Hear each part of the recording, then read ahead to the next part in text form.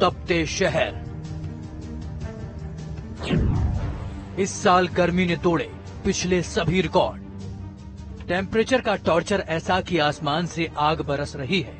दिन में सूरज का प्रचंड प्रकोप तो रात होते ही शरीर को झुलसा देने वाली गर्म हवाएं। कुल मिलाकर प्रकृति के आगे इंसान बेबस नजर आ रहा है।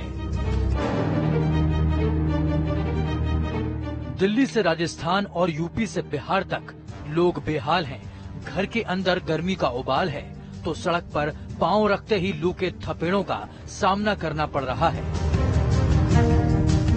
आलम यह है कि उत्तर भारत की कई जगहों का तापमान 45 से 47 डिग्री तक पहुंच रहा है। मुश्किल ये है कि इन शहरों में औसत न्यूनतम तापमान भी बढ़कर 30 डिग्री तक पहुंच गया है, जबकि इससे पहले पारा 50 डिग्री को भी पार कर गया था, जो अपने आप में रिकॉर्ड है, क्योंकि ऐसी गर्मी कभी नहीं पड़ी।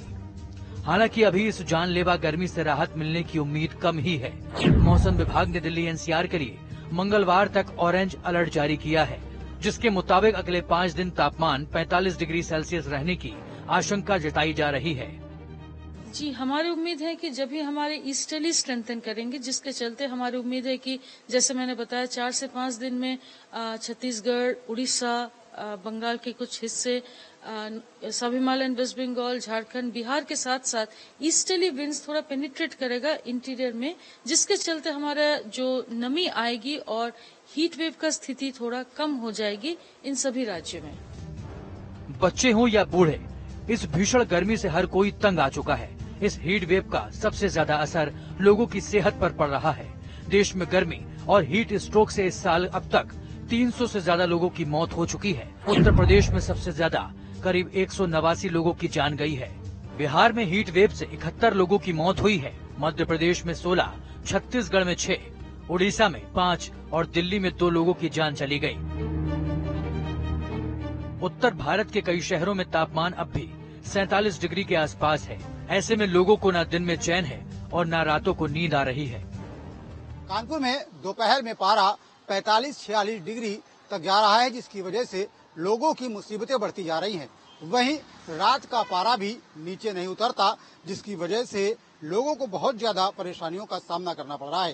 दरअसल रात का तापमान 32 डिग्री के आसपास बना हुआ है, जिसकी वजह से रात में भी लोगों को गर्मी परेशान कर रही है। लोगों की नींद पूरी नहीं हो पा रही। बिजली विभाग को उपकरणों को ठंडा रखने में और सप्लाई आबाद रखने में खासी दिक्कतों का सामना करना पड़ रहा है।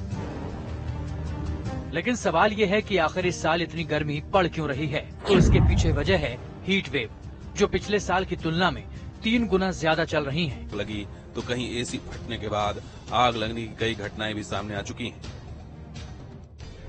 ऐसे में बड़ा सवाल है कि आखिर आग लगने की घटनाएं क्यों बढ़ रही हैं? सबसे पहले आपको गर्मी में गाड़ियों में आग लगने की वजह समझाते हैं। गर्मी में गाड़ियों में क्यों लगती है आग? इसकी पहली वजह है बैटरी पर लोड बढ़ना, दूसरी वजह है वायरिंग में कट लगना, तीसरी वजह पेट्रोल डीजल टैंक में लीकेज होने से भी आग लग जाती है। इसलिए गर्मी के मौसम में गाड़ी चलाने से पहले उसे अच्छी तरह से परख लें, तभी गाड़ी स्टार्ट करें। ऐसा करने से आप किसी बड़े हादसे को रोक सकते हैं। वहीं अगर घर में आग लगने की घटनाओं की बात करें तो इसकी सबसे बड़ी वजह इलेक्ट्रिक उपकरण है। अग्निशमन विभाग की माने तो गर्मी में आग लगने की 70% घटनाएं इलेक्ट्रिक उपकरणों की वजह से हो रही हैं। इसके अलावा बिजली के सामान में शॉर्ट सर्किट होने की वजह से भी आग लग जाती है। भीषण गर्मी में लोड बढ़ने से एसी में ब्लास्ट होने से भी आग लग जाती है। इन तमाम कारणों के अलावा आग लगने की एक सबसे बड़ी वजह लापरवाही भी होती है। इसे आप एसी में ब्लास्ट होने की घटना से समझ सकते हैं कि आखिर एसी क्यों फट रहे हैं।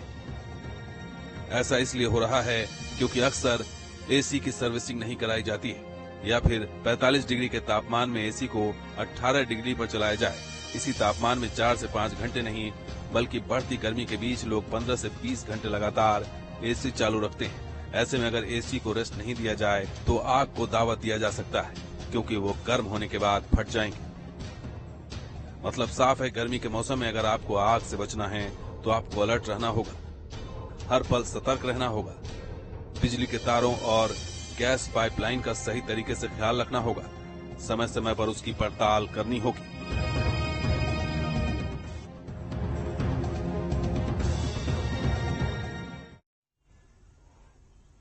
जून की गर्मी का सितम फिल्मी पर्दे पर भी खूब दिखा। भीषण गर्मी पर लिखे गए गाने काफी